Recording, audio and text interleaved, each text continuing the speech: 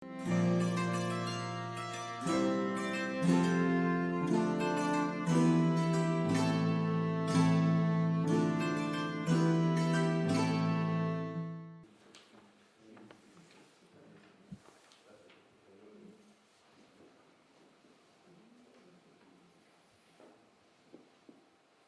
evening, everybody, and welcome.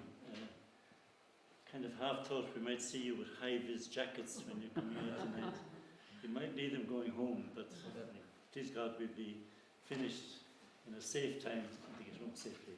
But thank you for coming out tonight, and it's my pleasure to introduce Angela Hanley. I have known Angela for more than 15 years now, I'd say. Not necessarily always to her benefit, but nonetheless. But Angela, by a happy, kind of, as it were,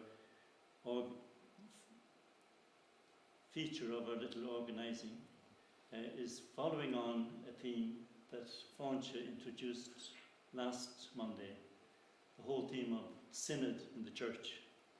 And in many ways, Angela and Fáinse represent something that is fresh and new in the church that is emerging in Ireland. And thank God for them and for that.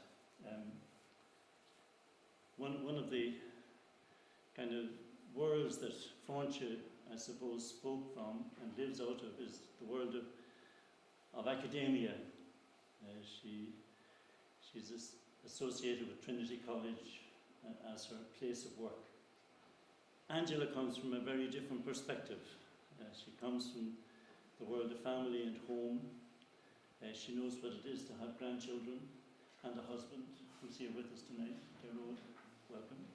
And who actually came to theology perhaps in a route similar to Fáinse's, but with its own unique contour. Angela did her primary degree in theology in the Priory Institute in Tala. That's where I got to know her. And then she went on and did her master's in DCU and is the author of a number of books, but I won't mention them because I'll probably forget one of the titles and I'll be in trouble. But anyway, Angela, you're very welcome. And thank you for coming all the way from Athlone to be with us tonight. And incidentally, these conversations must be working because we have someone even from as far as Dingle here tonight. So that is a venture. Thank you for coming, and hand you over to Angela. Thank you very much, Joe. And it is a pleasure to be here. Over 40 years ago, we spent our honeymoon in the Metropole in Cork. So good to be back. I must say, just Joe mentioned the Priory Institute, and I would say it was a turning point in my life. I was on the point of walking away from everything to do with church, and I happened to meet somebody, a priest who was, it was just one of those lovely, what do you call them, God incidences, not coincidences, and is the late Father Sean Fagan, and that sort of held me in position for a couple of years. Then the Priory Institute came on stream, and I met all these wonderful Dominicans, and well, they're stuck with me now.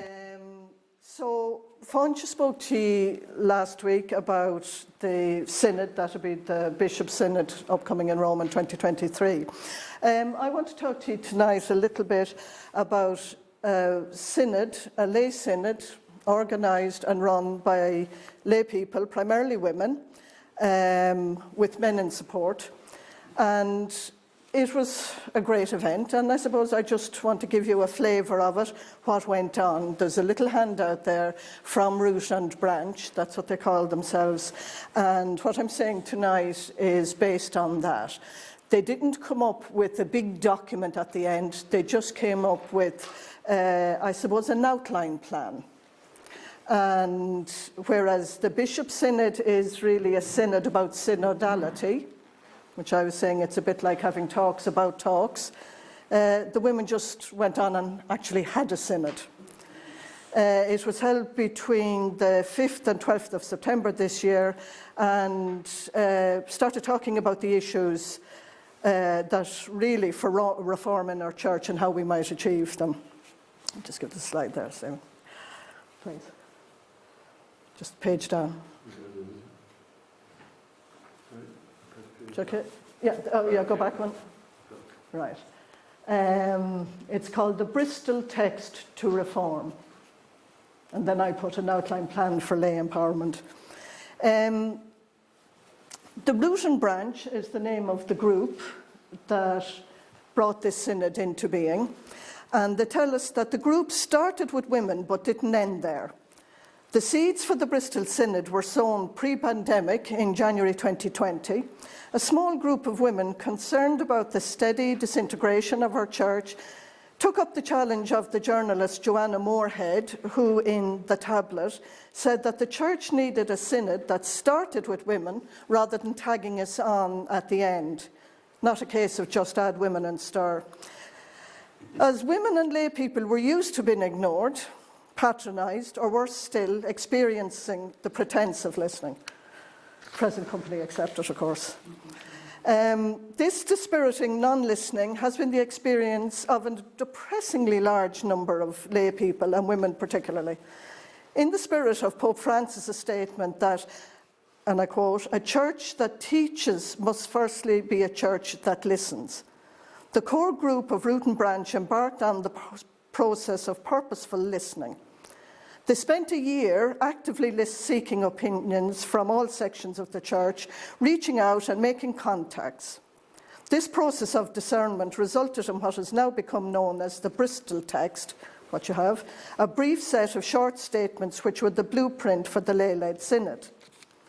And although this is a UK-based initiative, the Bristol Text has currency for the universal church, which was obvious from the diverse range of speakers who attended and the diverse locations of the attendees.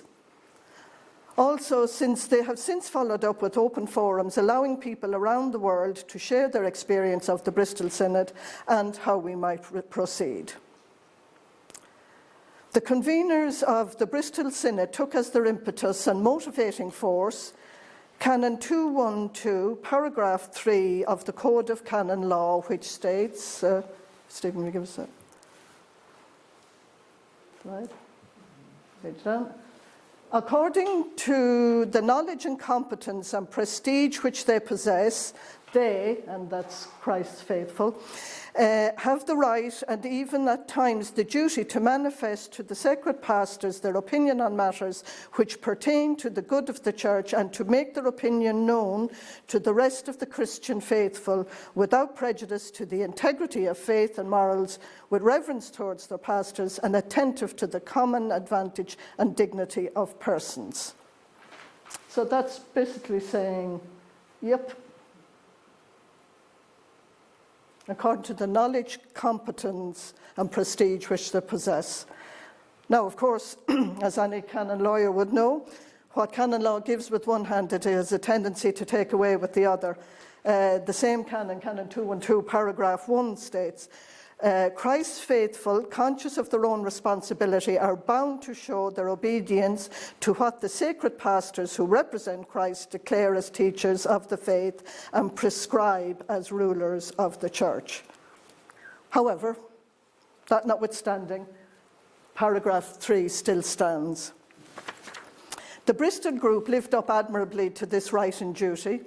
The synod was conducted with dignity and respect, even as it challenged those issues that require challenge in our church: clericalism, patriarchy, misogyny, and homophobia. They took seriously the baptismal authority as full adult members of the Catholic Church. That's okay, take your time, no rush. Just to keep them in front of you, because they're terribly important. They took serious their baptismal authority as full adult members of the Catholic Church and asked the hard questions.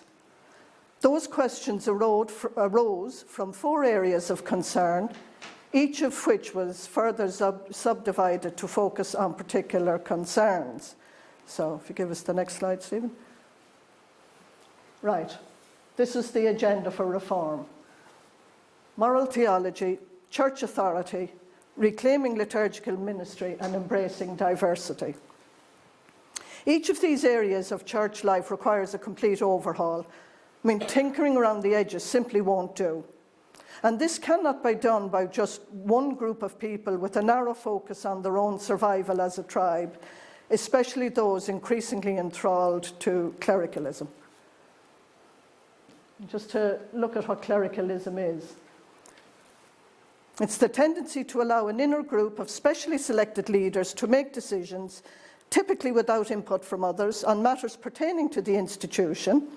And within Roman Catholicism, clericalism involves the practice that ordained clergy, that is priests, bishops, cardinals and the Pope, decide about church matters among other issues that impinge on the faithful in many aspects of their lives, including sexual expression. It suggests that clerics are special and superior to laypersons and that their authority should be accepted without question. Now, it's important to mention that clericalism can also be applied to clerics from other religious traditions where power is concentrated among the ordained or religious leadership, and clericalism can also be found in professions other than religious communities, including medicine, law, military, government and educational institutions. Now, I won't try to summarise the content of the Bristol presentations, though they were outstanding. It just would do them no justice. I would encourage you, you have the address there on that, to go and look at them and listen to the lectures yourself. Rather, what I'll do here, and it's in the spirit of what the Bristol Synod was about, I'll offer thoughts based on the Bristol text. You can just give us the next slide, Stephen. It was just to, this was before I had the handout. Oh, sorry, patriarchy. I'd forgotten I had that there. I was talking about clericalism, patriarchy, homophobia, and misogyny. And just sometimes the words are thrown around a bit without being clearly unpacked. So patriarchy is when the drives, desires, and demands of men in any given culture outweigh and sometimes significantly outweigh those of women.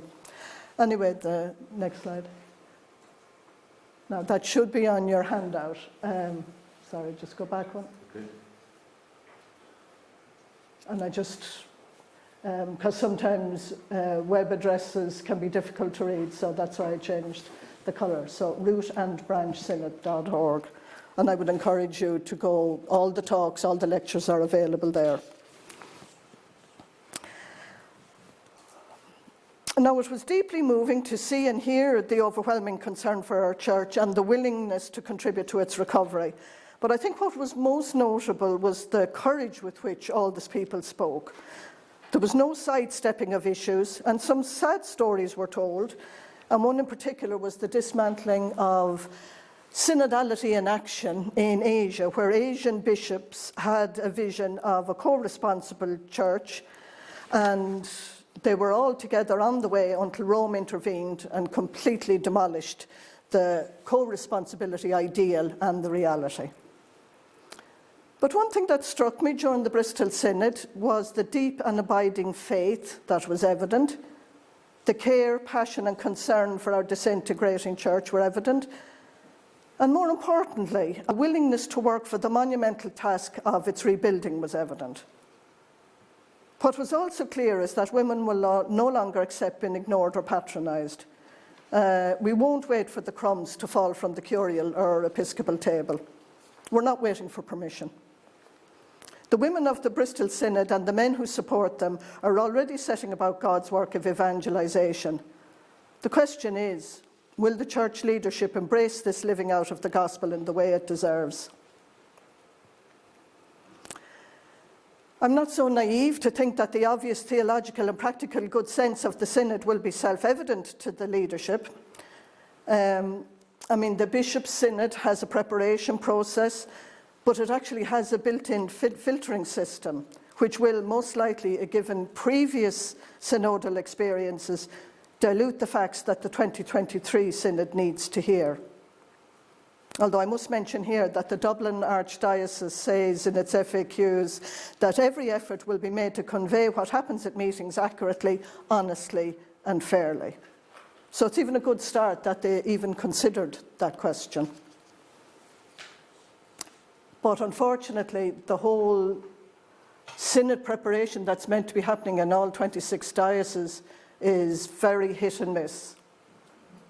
Some places there's absolutely nothing been done, and some places there's just the minimal is happening at the moment. What was also heartening to see was the warmth shown between the members of Root and Branch and various clergy of the Anglican Communion who were with us in solidarity. For me personally, it was really good to see women as priest, canon and bishop. And amazingly, there was no lightning bolts to rend the Synod Hall asunder after women clergy spoke words of welcome, prayer and blessing. And an Anglican woman, a laywoman, Christina Rees, who's deeply involved with her own church, chaired the main Saturday proceedings. And it was a lovely practical act of ecumenism.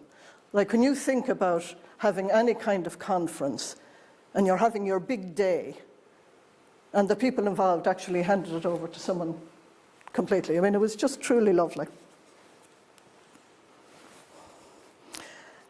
Sister Myra Poole, who is a tireless campaigner for women's rightful place in the Catholic Church, said in her short presentation that the Church needs women of courage and men of conscience. Well, the Bristol Synod has shown us women of courage and men of conscience. Their prayerful, faith-filled conviction of the presence of the Holy Spirit permeated every event, and anyone looking in could be in no doubt about the faith and its driving power. But then it's easy to say, what can we do when faced with the monolith of the institutional church and its implacable refusal of necessary reform?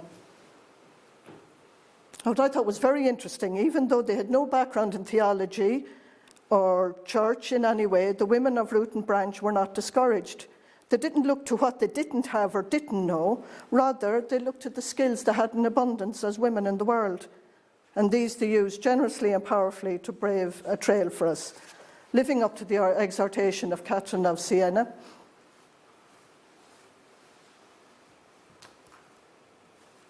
Be who God meant you to be, and you will set the world on fire. We've had enough exhortations to be silent. Cry out with 100,000 tongues, the world is rotten because of silence. Now, I'll just give you a reminder of the 4 areas of reform as outlined by the Synod. So the next slide. Right, here, moral theology, church authority, redefining liturgical ministry and embracing diversity. Now, for the purposes of this evening, I've just shifted that slightly. I moved 1 and 3 around because people's first experience, and generally speaking, their main experience with their faith is how they worship. And even at Vatican II, their first document that they brought out was on the reform of liturgy in the church. So I just felt, even I found that myself, that I think that belongs first. And thinking about liturgical ministry, at first it needs to be understood that Jesus wasn't a priest. The Last Supper was not the first Mass, and Jesus didn't ordain apostles as priests at the Last Supper. What is now our Eucharist has grown and developed over time. The earliest gatherings were small communities that met in houses. The householder was the presider over the meal, and sometimes that householder was a woman. The earliest description of the Eucharist I have read shows quite a simple gathering that was focused around giving thanks. And that's where the word Eucharist comes from, the Greek word for thanksgiving. And in the instruction that I've read, the community is to come together in remembrance of Jesus' life and death and resurrection and give thanks over the cup and then over the bread. And when the meal is finished, there is further thanks offered for the food and drink given that people enjoy. And there's thanks for the eternal sustenance given through Jesus. Then a prayer for the church and its protection, along with a prayer for the gathering from the 4 winds at the end of time. It was as simple as that. The real presence of Jesus within the praying community was understood long before any concept of consecration, and certainly long before the philosophical concept of transubstantiation, which dates from about the 12th century and really wasn't defined as dogma until the 1500s at the Council of Trent. The only restriction on worshippers obvious from our early text is that unbaptized people were not to receive communion in whatever form it was offered, and that's not surprising. As time passed, Christianity became first a tolerated religion within the Roman Empire and then an official religion of the empire. However, since its inception, it was in competition with many other religions, forms of worship, and multiple gods. It's unfortunate, but not altogether surprising, that it took on the systems and behaviours of contemporary religions when it became a tolerated religion itself. And this included having temples, altars, a distinct priesthood, among other things. The domestic church was displaced, and the table fellowship of the community meal that remembered Jesus became a symbolic ritual where most of those present no longer actively participated. The prayers became longer and expressed in more and more exalted language. The surroundings became ever more lavish. The community of worshippers, both men and women, ceased to be active participants and became spectators who watched the specialist perform the ritual. And even that view was interrupted by the imposition of rood screens in medieval times. Which brings us to the role of women in the church. Next slide, Stephen. In Scripture, the gifts of the Spirit are many. And taken together are understood as building the community which we know as church. Those gifts include prophecy, practical service, teaching, building up by encouraging and affirming, which I think is a very important gift. And there's faith, wisdom, and healing. All these gifts are both open to women and men. They are not gender specific. And all the gifts are about making the message and example of Jesus real in the community. In the leadership of the early church, there were apostles, who really were the missionaries who were evangelizing the people. There were deacons, who were men and women, who assisted this. And there were prophets and teachers. As the community grew and expanded, overseers were needed. And these were a role that has evolved to what we know as bishops. The existence of elders, a role which has evolved into what we know as priests, were a later development again. There were deacons, men and women, before there were priests. But women were rather quickly pushed out of any leadership role in the church. And this has to be seen in the context of how women were viewed in the surrounding culture, which was, in the patriarchal culture of the time, the possession of her father or her husband. Add to that the widespread influence of Greek culture, and women were truly put back in what was seen their place. The domestic sphere, which was the domestic sphere and having no leadership roles that would put them on an equal footing with men, or heaven forfend, in leadership role over them. That was simply unthinkable. So women were firmly shut out. And don't underestimate the influence of culture in any given situation. And also remember that the first Christians were Jews who brought much of their cultural expectations with them as they moved into the way of Christianity. And one of such considerable concerns of first century Judaism were boundaries and margins. Terms such as clean and unclean, or pure and polluted, were used in reference to what was in place and what was out of place. Things, persons, places were classified as pure when they were fully within their allotted category or location. But when the definition is blurred, they are moving out of their place and begin to be thought of as impure. Such behaviour was perceived as dangerous and threatening because those who feel threatened do not know how to categorise them and deal with them. But Jesus definitely blurred those definitions and brought people in from the margins and redefined categories of clean and unclean, of pure and impure. His boundaries were very, very porous. But the church quickly enough re-established boundaries of exclusion. And it's really interesting to note how Mary Magdalene, the first person to whom the good news of resurrection was given, was within a few hundred years conflated with other women in the Bible and presented as the repentant prostitute. And passages that give place to women in the Easter ritual are even to this day excised. The verses about the deacon Phoebe are omitted from the continuous reading of Paul's letter to the Romans at Mass. The story of Mary Magdalene's commission to tell the apostles the good news is omitted from the Easter Sunday Gospel, but Peter and John's race to the tomb is retold every year. And I mean, that's organised and deliberate exclusion. Women's ordination is a highly neuralgic issue with certain people within the church, and it is a barometer of the misogyny that flourishes within. And there's no reason why this should be so. And the question keeps arising despite continued and sometimes wholly unjust measures to stifle it, which in itself is telling us something. The historical argument was that women are inferior creatures subjected to men. However, since the developments of women's emancipation, suffrage and the feminist movement, access to education and so forth, women have proved themselves in every aspect of society. However, women were deacons in the early church. The only deacon mentioned by name in the New Testament is a woman, it's Phoebe. There is no reason why women cannot be ordained deacons to tend to the church communities that lack pastoral leadership. And the women deacons were ordained. There's a tendency to say women were blessed and men were ordained. Not so. The terms were used interchangeably. And there is scholarly research to prove that. So there exists both in biblical confirmation and the tradition of the church for women deacons. So what's the problem?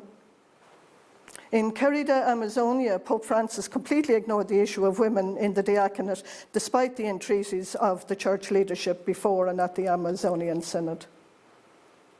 So that is a huge area for reform within the liturgical life of the church. This slide.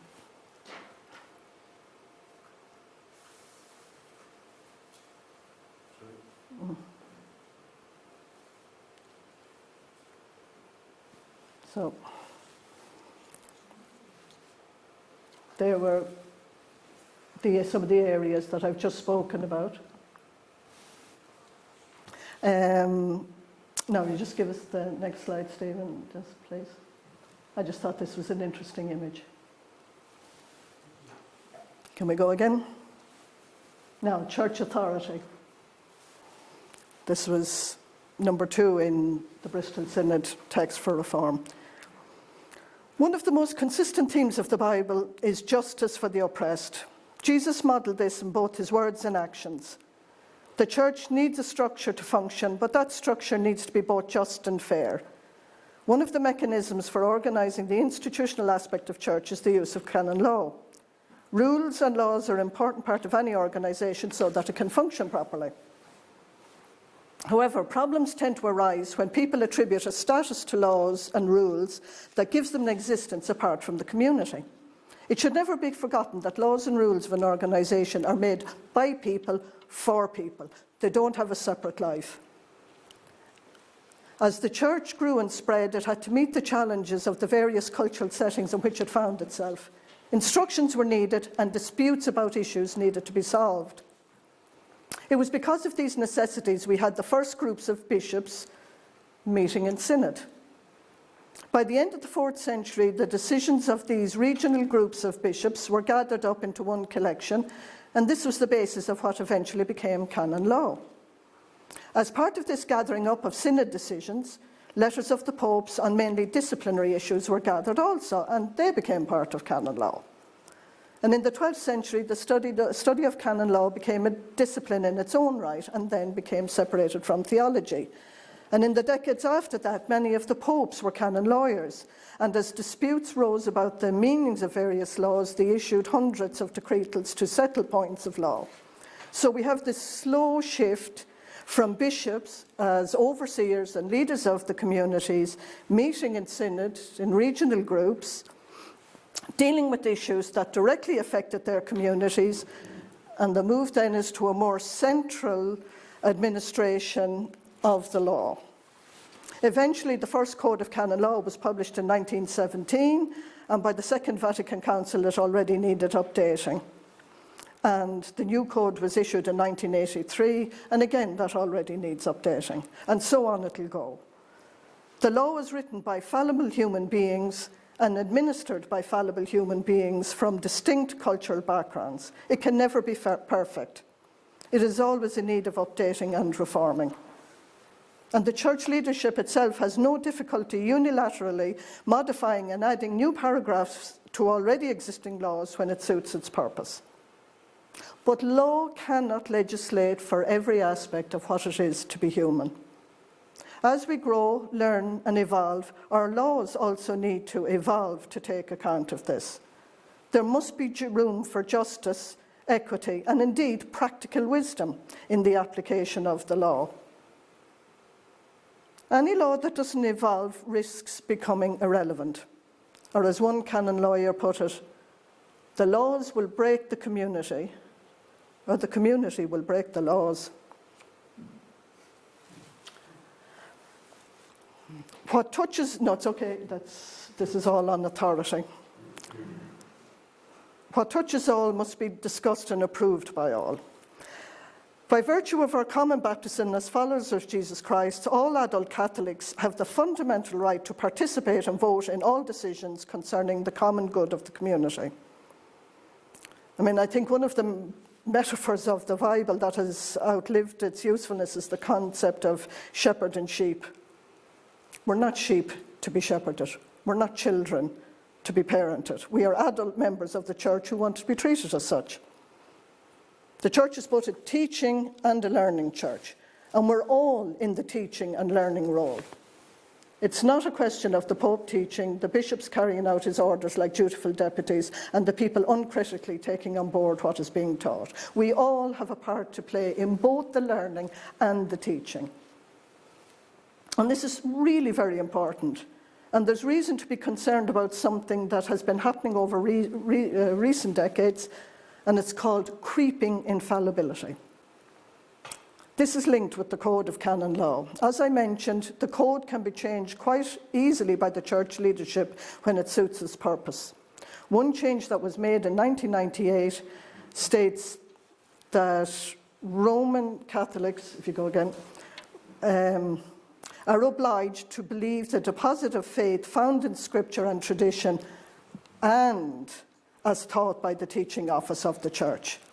This obligation is laid upon all faithful, not just clergy, and it says that each and everything which is proposed definitively by the magisterium of the Church concerning the doctrine of the faith or morals, that is, each and everything which is required to safeguard reverently and to expound faithfully the same deposit of faith, is also to be firmly embraced and retained. Therefore, one who rejects those propositions which are to be held definitively is opposed to the doctrine of the Church. Now, that should scare you, because that ties everything down. It takes away room for discussion, room for argument, room for learning, and it takes away the room to make mistakes, which we all do. Because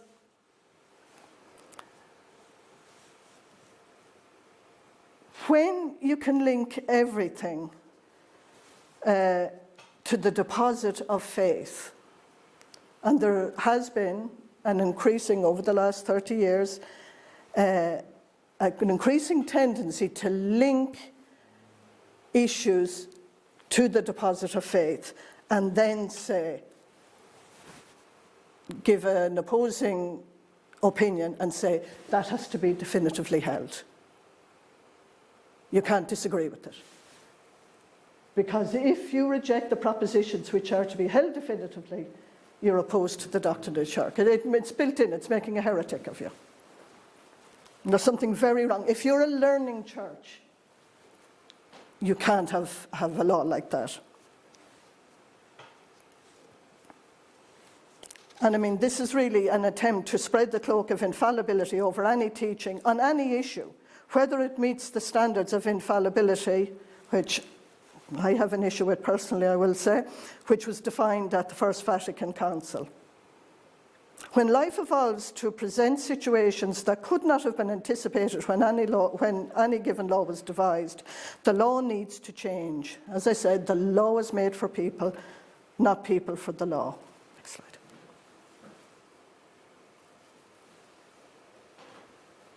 Just to say the deposit of faith. For much of the Church's history, this term was not defined, but it was understood as God's revelation completed in Jesus Christ and all that Jesus taught, and how that was passed along in each generation and influenced how we lived.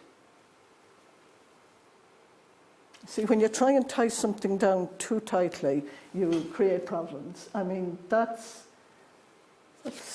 a kind of a general sense. It was understood. It didn't need to be defined. It's how people prayed. It's how they understood their life. And how that was to be interpreted, I mean, that left you wriggle room.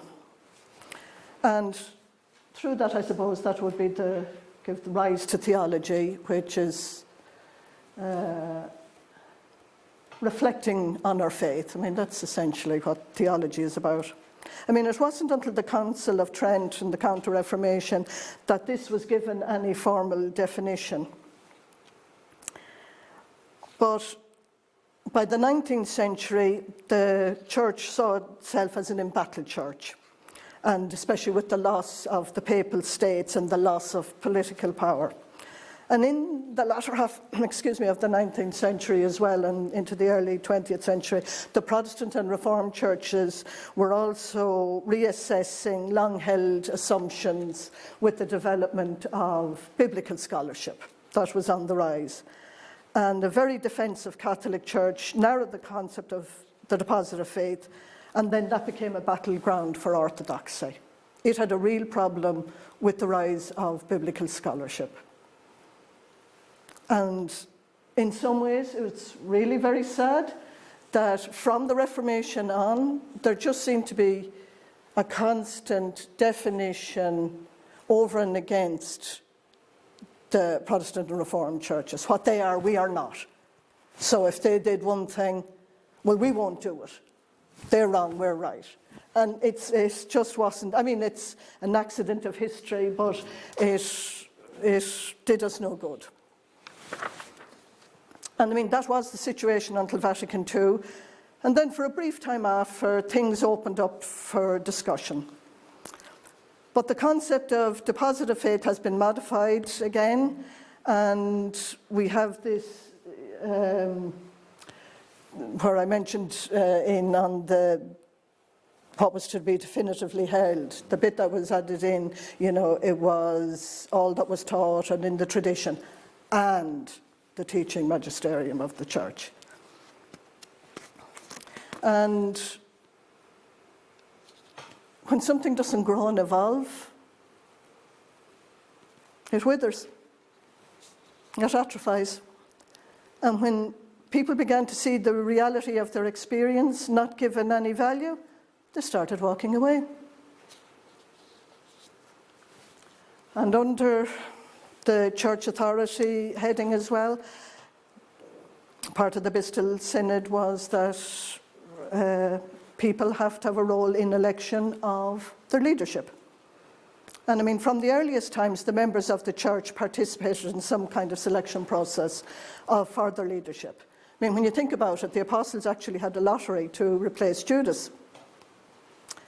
And it was the practice of the early church to elect the leaders, and we need some process where a selection is made by where the wider church plays a part.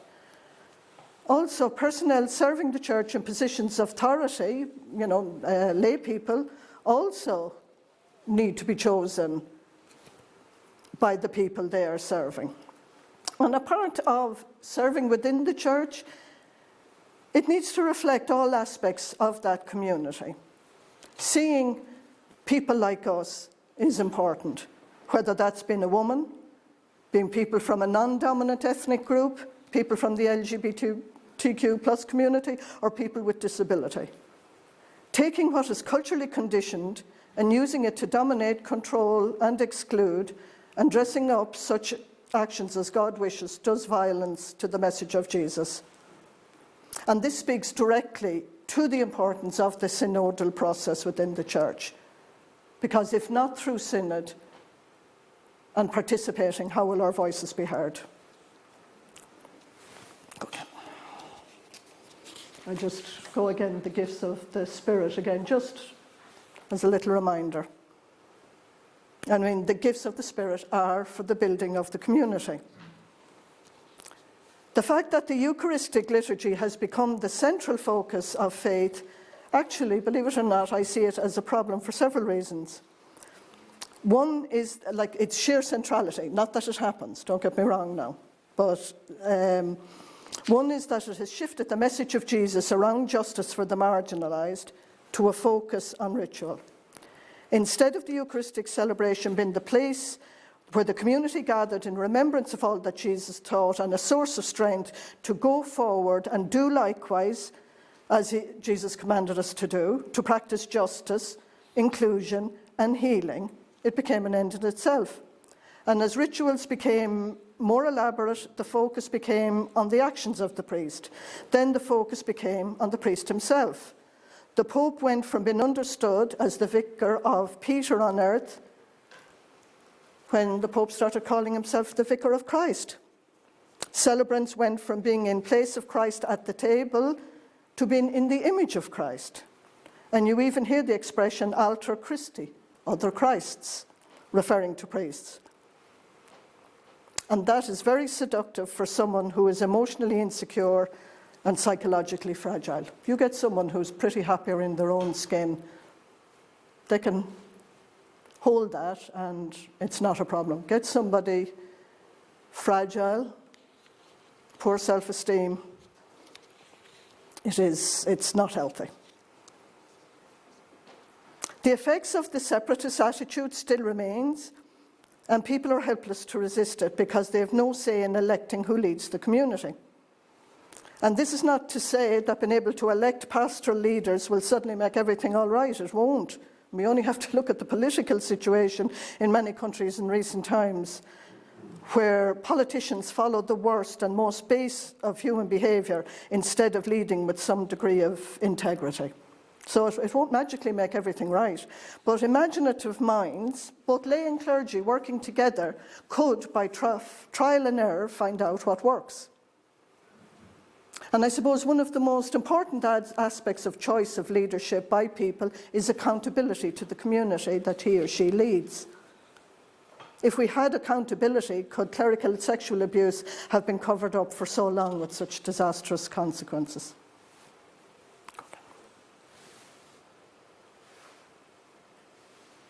So go back one.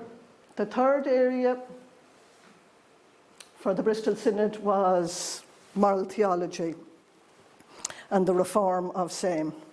It says, the Bristol text says, we call for a holistic vision of the good life that is not dominated by issues of sexuality, but seeks the flourishing and dignity of the entire person, encouraging each individual to discover their personal vocation to holiness. I mean, you only have to look at the books that historically sin was the preoccupation of moral theology, not flourishing.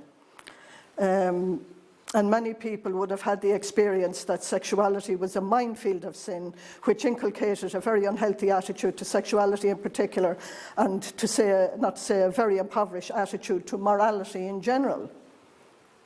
Much of the moral theology of the Church came from what is known as the Greek classicist tradition, which had its method of argument derived from Euclidean geometry. The importance of the application of practical wisdom did exist in Aristotle's ethics, certainly, but that said, over time, the method of moral theology was deductive argument from abstract general principles, the results of which were applied to people's lives. But human beings, in all our wide and wonderful variety, are not objects to be defined, described, and circumscribed as if we were a mathematical theorem or equation.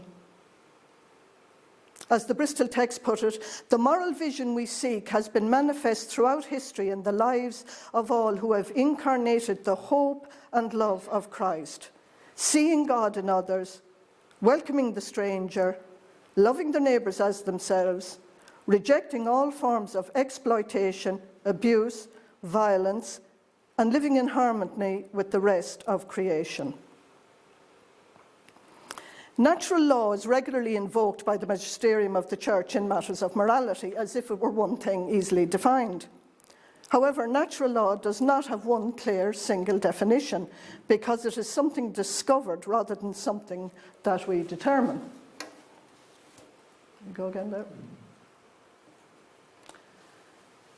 And this is one of the best definitions I have come across in all the reading I've done on it. It's an Irish moralist, Donald Harrington, and he defines it as follows: it is the law of being open and attentive to our experience, of being intelligent and insightful in our inquiries, of being reasonable and comprehensive in our judgments, of being detached and responsible in our deliberations, of being committed to the good that we discover. And if we observe these precepts well, we will arrive at the true and the good. And this is what natural law fundamentally is. What you've a tendency to see now is natural law being equated with laws of biology. It is way more than that. It's part of it, certainly, but way more than that. And in doing this, for anyone who knows the work of Bernard Lonergan, I think Donald Harrington has used this really, really well here. Bernard Lonergan calls these the transcendental precepts, and they really are a good, concise way to think about things. It's be attentive, be intelligent, be reasonable, be responsible. And I think he has used it so well there. Condensed to its simplest, it's reason reflecting on human nature. An insight clearly expressed, but that great Dominican Thomas Aquinas many centuries ago. And we cannot speak of moral theology without considering conscience. And like natural law, there isn't one clear, ambiguous definition of conscience. But nevertheless, a picture emerges.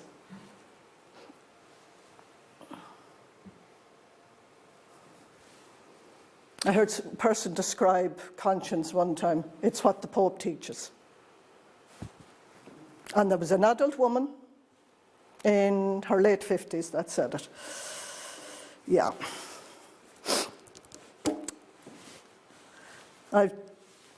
These three, I think, are really good. For Christians, conscience has a double orientation. It is the human realization of value under the guidance of the Spirit of God. That's Linda Hogan, one of our Irish theologians. Donald Harrington, another good Irishman. Conscience is not just about deciding what to do.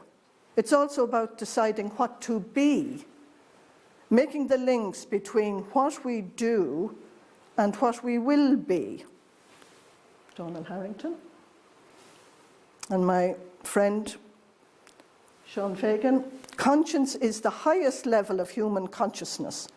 It is the awareness of our personality as a whole, including the darker side of our nature, and especially of our freedom and responsibility. It's not just about the rules. Tick them off. Do this, do that, don't do this. It's about growing and forming as a person with an orientation to what is true and good. And not forgetting, of course, Vatican II's very important statement on conscience coming when it did.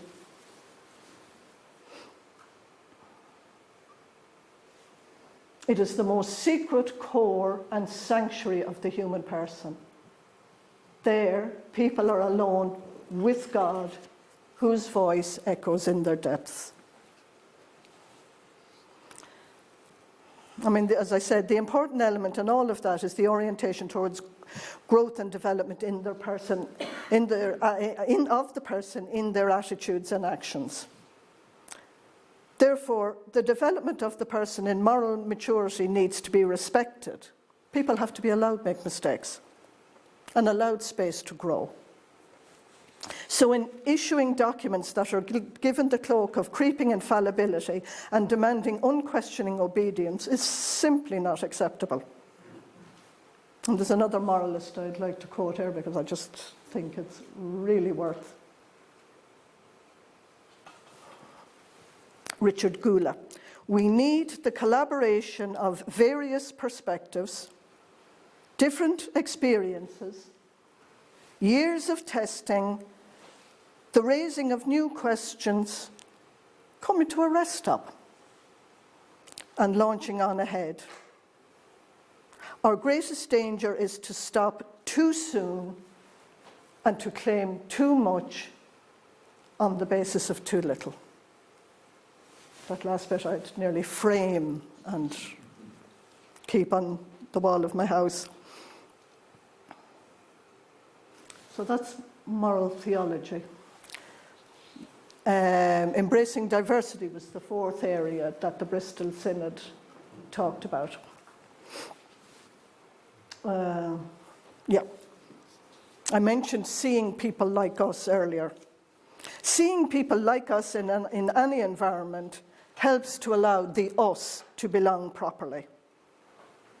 And the us can be anyone who is likely to be marginalized by reason of gender, ability, ethnicity, sexual orientation, and age, to mention some of the most common ways people are discriminated against and marginalized.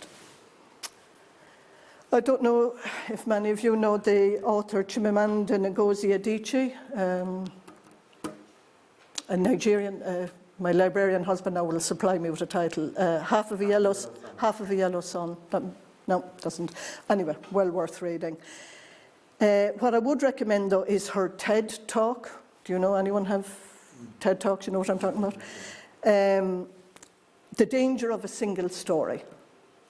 I would certainly recommend that you listen to that. It's only 18 minutes, very well presented. And she tells of her interest in books as a child, but her books describe the lives and adventures of white middle-class children in the UK, not her black Nigerian experience.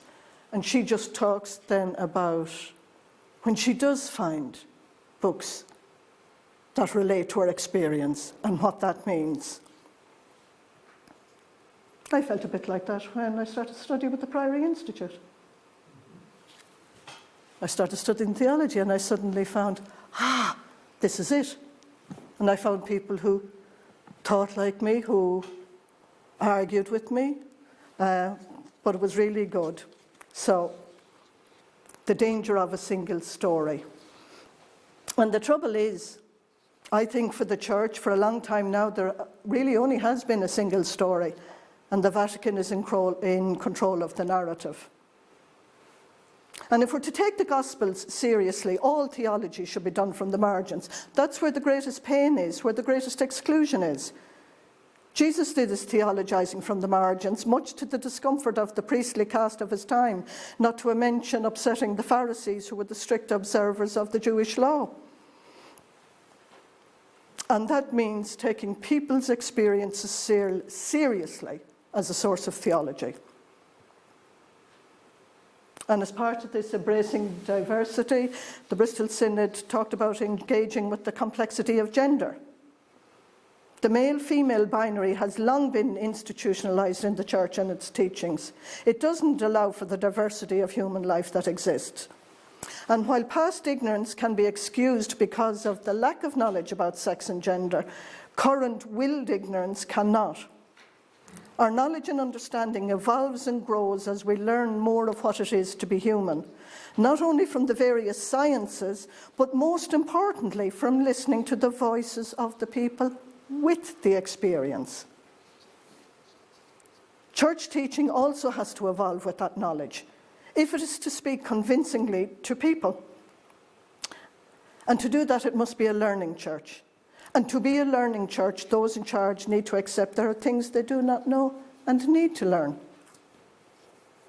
Sex and gender are complex issues, and denying this fact by accusing emerging knowledge in the field as being gender ideology and dismissing it simply will not do. Sex and gender are manifestly not binary. Like so much in the human experience, they seem to exist on a spectrum. And denial of this fact doesn't make it go away. If anyone takes the time to first listen to and then converse respectfully with the people who live the experience, much can be learned. And use of terms such as intrinsically disordered are wholly unacceptable when speaking of people in the LGBTQ community. A Catholic gay activist, and by his own description, he would describe himself as a conservative Catholic gay activist, Andrew Sullivan, speaks of the sense of asphyxiation you feel when someone defines you without your consent.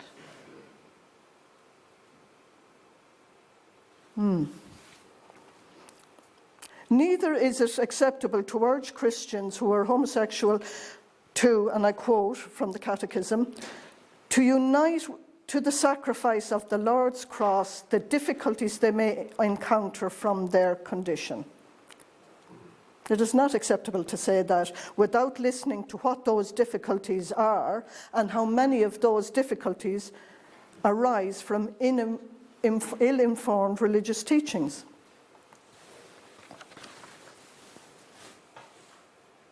And hit it again. Yeah. This is one of the best, I won't say definitions, but yeah, I suppose it is a definition. And it's one that I have presented. I did my master's on same-sex marriage, and part of that was field work with couples who were Catholic, and at that stage we hadn't marriage, there was the civil partnership. And I produced this to a few different people and said, well, what do you think of that? And with people in the LGBT community, they actually have found this to be a really important definition for them. James Allison, the priest, I don't know, he was with the Dominicans, I don't know, is he still Dominican? He's been here for times.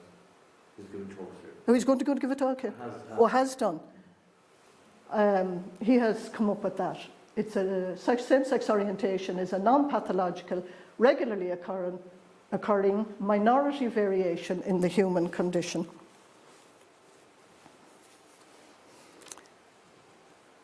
We need to remove our sandals and remember we're standing on hallowed ground when people of same-sex orientation talk about their experiences, their pain at our hands, their faith, their hope, their love, for they too are God's holy people. Our choices and decisions affect their lives, and that is a responsibility we cannot take lightly. If the Catholicity of the Church is not broad enough to encompass the broadness of human experience, can it really claim the title Catholic?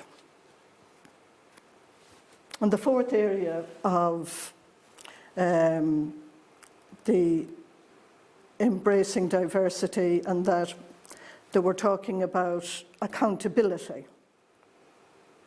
The actual words of the Bristol text can't be bettered, so I will quote it directly here. Accountability means taking responsibility for the ways in which our beliefs, theology, and practices have contributed to the dehumanization and persecution of many people who are seen as other. End quote. And historically, we only have to think of colonialism, how black people with black and brown skin were viewed. And I mean, you only have to look too at, we'd say, the conquest of what we know as South America. And I mean, another Dominican, Bartolomé de las Casas, fought long and hard over a lifetime of 50 years for the rights of the indigenous people, to be seen as full human beings and not somehow subhuman. So you'd be glad to hear I'm at the end. And what I'll do is I'll go back to the beginning. Just will you give us a slide there, Stephen? And I want to finish with what were the introductory words from the Bristol text. The Bristol Text to Reform is a document that embodies some of the discoveries we have made in our journey of discernment. It is intended to give ordinary Catholics the reassurance that there are changes we can make in our practices that are in keeping with the best of the Catholic tradition and have the endorsement of deep, pastorally sensitive and well-informed thinkers and theologians, including some who are clergy. It also offers practical and often challenging visions for the Church, calling it to be Christ-like in its structures, its thinking and its practice. It is a statement of fundamental principles, not an exhaustive wish list of matters that need addressing. So I hope, when Stephen asked me about a title for tonight, I'm not good on titles anyway, I just said one of the things was get up off your knees. And I think this is something the Bristol Synod did, and to good effect, and they have lit a torch for us. So I'm saying let's get up off our knees and take responsibility, because when all is said and done, let's go back one, we, all of us, we are all church, and it depends on us. Thank you very much for your attention.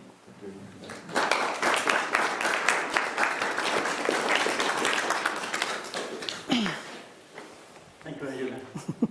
Before we kind of close up, perhaps you could take a few minutes and just with the person around you or beside you, chat about some of the issues that may have been raised by Angela's talk. And then we come back for a little rounding up with any questions and comments that people may have. Thank you. And don't be shy, I'm wearing the little soft hat. I'm not having chemotherapy, I have alopecia at the moment. So you don't have to be making allowances for me.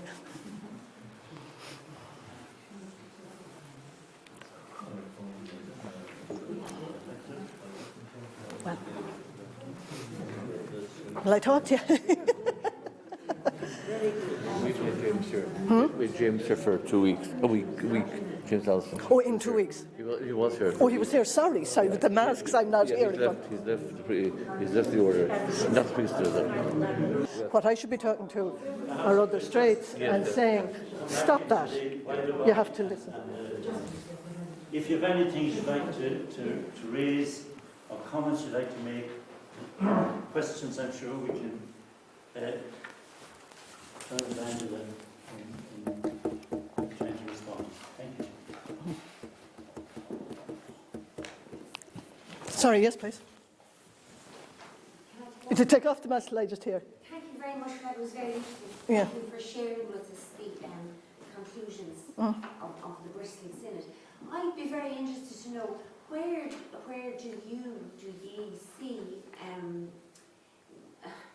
how do you see, is there a dialogue now to evolve between the conclusions of the Bristol Synod and the formers and reformers of the state of canon law, you know? Well, it's actually a very good question. What they wanted to do was, I suppose in ways that were motivated by this idea of the synod on synodality, that's to happen. But they kind of felt, well, we're not going to wait till 2023. Let's look and see what we can do now that might contribute to it. So what they hope to do is draw together a longer document from this and present it to the UK bishops as their contribution to the 2023 synod.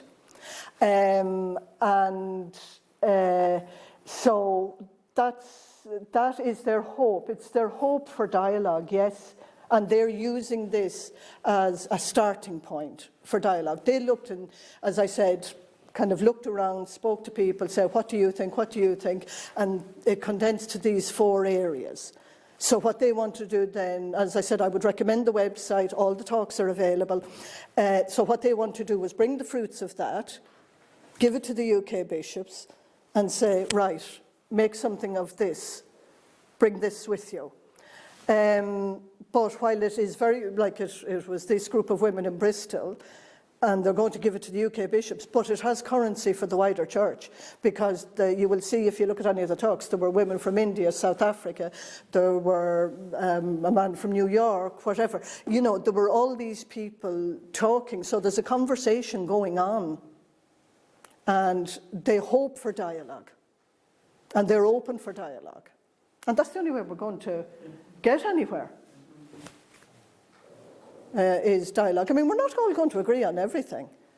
And, yeah, isn't that the beauty of things? But there's something about if, you know, different opinions can come together, maybe a new synthesis that neither one nor the other actually thought of, something new can grow out of the conversation. I mean, there's a very good guy, he's a psychiatrist, retired now, called Ian McGilchrist. And I'd recommend, actually, if you look at some of his stuff on the mind and all of that, about the way things have been polarised now, and talking about, you know, bringing things together. And even the concept, I bumped up against it recently. Have I got this right? Havruta, am I right? Am I right, Ben? Where the rabbis, it's a study partner. Am I right, Havruta? No, Havruta. And it's about, well, if you come together and talk, between you, you may come up with something that neither of you would have thought of individually. So that is really what the Bristol Synod want to do. Is Ireland involved in the Bristol? No, it's not something that's highly organised. They're just saying, they just felt driven to do this because they're so concerned. So it's really, I mean, there'll be nothing stopping people in Ireland using that as a blueprint and saying, yeah, if the things speak to you, and saying, yeah, we'd move along with this, but we will link in with you. So it's for everyone to make their own of it within their setting. So, I mean, I think there's huge potential in it. Whether it'll go anywhere is another thing entirely. But that conversation is needed, is critical. Yes? I suppose what strikes me is that I've been told in the past that the Catholic Church is an umbrella organisation. So you go from the contemplative right up to the charismatic and all in between, you know. So it seems such a pity when there is a groundswell of interest from the laity to want to renew this church and to bring vigour into it, that there is this, almost standstill, or that nobody is able to bridge the gap, and to bring the laity into it. And I always would have thought the Catholic Church, or the church as it started out, was a wonderful community of sharing and caring, and they were so excited about the message. And it somehow, as you say, we got bogged down in canon law and all kinds of it's nearly inevitable with any organisation that grows. But I agree 100% with you that, I mean, Catholicism isn't one thing. I mean, its very name, the Catholic Church, should mean an enormous embrace. That the one thing we ascribe to is the fundamental issues that we believe God was incarnated in Jesus. Jesus showed us the best of what it was to be human. We believe Jesus was crucified, he died, and he rose again. I mean, that's the centre. And what do we do with that? And everything that we know of how he lived through the Gospels. Now, I know the Gospels themselves are an interpretation, but it's all we, it's the best we have. It's all we have. So how do we make that real? Yeah, at at another level, you have to have some kind of government in it. Absolutely. You have to have some law and order. You do. You know, so Yeah. we're a huge organisation. I think even people who have left the church have still got a grudging respect Yeah. for what the church stands Absolutely. And when for. you... It's a measure Yeah. of, you know, for all Yeah. intents are right and wrong. Absolutely. The Catholic Church seems to have, had that acquired wisdom. Yeah. I mean, like when you look at it, it's a huge history. Yeah. It's 2,000 years. It has gained a lot. Like, you only have to look at I mean, there's a massive wisdom, there's a massive amount of experience, there's so much that is good there. And I think it's at risk at the moment. And it's not just about faith or church, it's about the way thinking has gone generally, and defensive and polarized. And I mean, but I think this is where the issue of subsidiarity comes in, this idea, don't take a decision away from a local level that can be made at a local level. And I think there's a lot to be said for giving back to local communities the ability to try and sort themselves. Okay, there has to be government, but the government, like it's human beings, it will always be fallible. But there's no reason why it can't be just as in just an equity and fair government. You do need structure. I mean, otherwise, you have a lot of... You say if there's a local situation Yeah. that can be solved locally, Yeah, you don't have to see it as a big schism. exactly. People in a particular country, a particular region, Yeah, say this is the way we need to solve our problem. yeah, And that might be the case for 4 or 5 years, it might be the case for 20 years. yeah. But if it solves an issue, Mm. I mean, then after clergy in Ireland, we have to look at how do we solve that problem. Yeah. But, I mean, you're so right. But then you have to look at whenever the church, and I use that broadly as in we are all church, began to find solutions, it invariably happened out of Rome. They stopped it. Anywhere where you saw a sort of a local church developing, taking responsibility, that happened. And there was one story where a woman, I was just saying in the Bristol talks, talked about in Asia, it was kind of pan-Asian, they had a co-responsible church, huge lay involvement, it was functioning. Now, it was early days, dismantled by Rome. And I mean, if that happens enough times, when people give their all, a moment will come when they say, I can't do this anymore. You cannot keep slapping me down. And I don't mean that as an individualistic thing, but I mean, groups. People just get tired. But I mean, you're absolutely right in everything you said.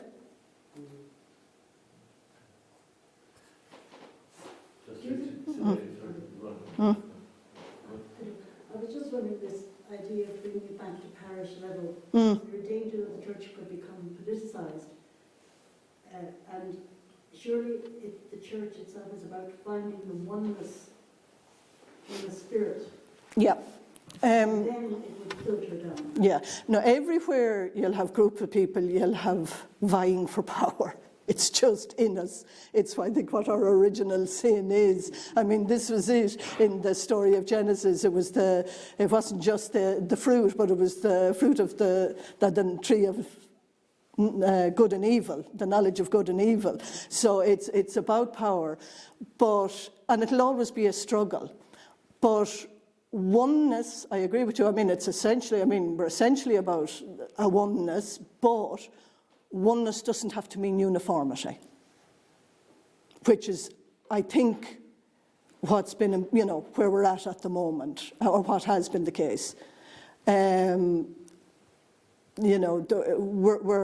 diverse in our nature, but it's about kind of, I suppose, keeping in front of us what's important. what was the message of Jesus? Like, we will continually fail. But what was the message? What was the central message? To love each other. Yeah, and exactly. And that involved justice and fairness and equity and inclusion. You know, you think about how Jesus crossed the taboos about purity and impurity and that kind of thing. I mean, it'll be a lifelong struggle, always, because of, as I said, the nature of humanity. But doesn't it also mean that the repentance comes into it? I mean, repentance by turning away and towards God, Yeah. as we understand Him. Yeah, everybody has to be, to understand that they need to repent, and that includes the leadership. Do you know, I mean, it's part of what we all have to be doing. I mean, power is seductive. You'll see it. I'm sure people have seen it at parish level. You'll see it in committees. Anywhere where you get a group of people together. You'll see it. You'll see the vying for power. You'll see, the dominance of an opinion, and people will either, whether it's a golf club or a parish council. I mean, it's... Something more, otherwise we'll be back at square one again. Yeah, but I think that's it. We will continually end up back at square one, but we have to keep moving on. We have to keep what the vision is in front of us. That's my point. We will constantly fail, but we have to keep getting up.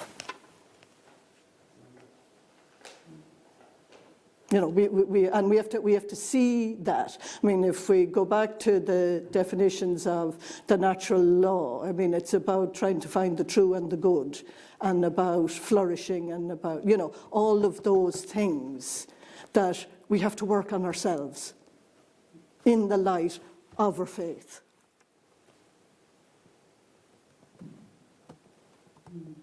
Thank you. Today was with a group of young people who they used for students in the retreat, and at the Q&A, one of the students said, I believe it's her voice, said, isn't the church caving in, Father? Is it caving into whoever fan goes on? You mentioned gay rights, for example. Said, you keep watering down your teaching. So what are you on to? He's quite close. That's why he said has opted out, not because of the other argument of being too liberal, mentioning Francis and that. Have any comments on that? It's for young 17-year-old.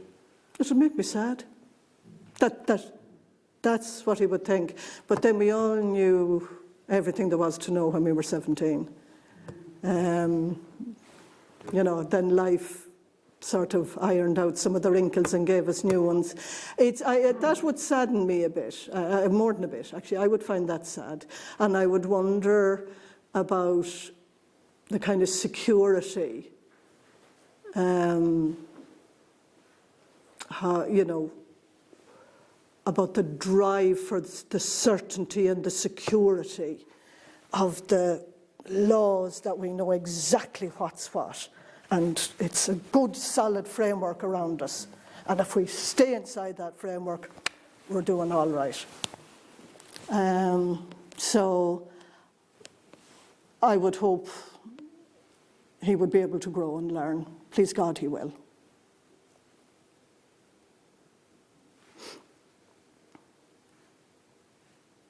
I think we're good.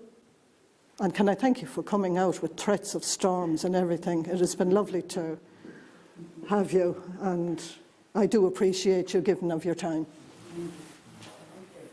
Angela, you have given us a very comprehensive presentation. Really, last week after when Oncha has spoken about the synodality and whatever, some questions when we were talking around afterwards were saying, it's the first we've heard of it, And I suppose the thing that is marking the church in Ireland is the kind of almost silence about it. Yeah. And that's, so I believe that that's coming from all kinds of reasons. I suspect our leadership is probably operating on a very, with the heads down and trying to keep the ship kind of floating, but There's a hole below the waterline. almost frightened, you see, Yeah. to kind of to engage in the fear that they might meet people like yourself. That they would hear your voice and be scared, because you see, there has been centuries of anger. We haven't called it anger, but it's been a kind of sense in us that, you know, we need constantly to be growing. And thank God Vatican II gave us a push that way. All kinds of efforts made to kind of to tame it down. But the Synod is an obvious way to go back local. And I believe that your input tonight has given us ample material to look at the kind of headings that we need to talk about at church level, at local level, you know. And I'm just want to put in a little plug for canon law, because we were told in canon law that law is just one of the many instruments that we have, and it's meant to be life-giving, not destructive. And the whole kind of the way we use law, so too easily it has been used as an excuse to stop the conversation, halt the kind of dialogue. It's the last word. That's what the law says. So, but the law is only an indicator. Yep. And anyway, having got in my little And duly acknowledged. Surely your problem is that the church continues to manifest itself through structure.